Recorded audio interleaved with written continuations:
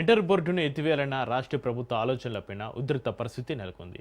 BRS SV ఆధ్వర్యంలో inter board ముట్టడికి యత్నించిన ఘటన కలకలం రేపింది. ర్యాలీగా వచ్చిన బీఆర్ఎస్ ఎస్వీ నాయకులు ఇంటర్ బోర్డు కార్యాలయ గేటును తోసుకుని లోపలికి ప్రవేశించేందుకు యత్నించారు.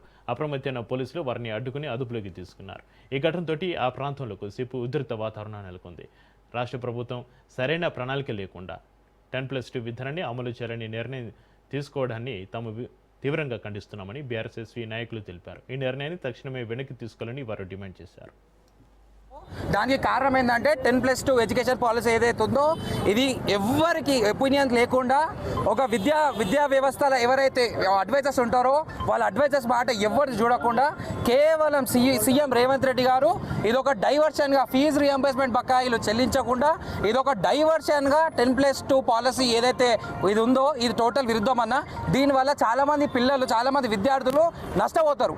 10+2 విద్య ఏదైతే ఉందో అదొక స్కూల్లో ఇంప్లిమెంట్ చేస్తే నీట్ లాంటి ఎన్నో నీట్ ఎంసెట్ ఇలాంటి పరీక్షలకు ఏదైతే ఉందో దానికి కీలకమైన ఇంపార్టెన్స్ ఉంటుంది. ఆ ఇంపార్టెన్స్ కోల్పోతారు స్టూడెంట్స్.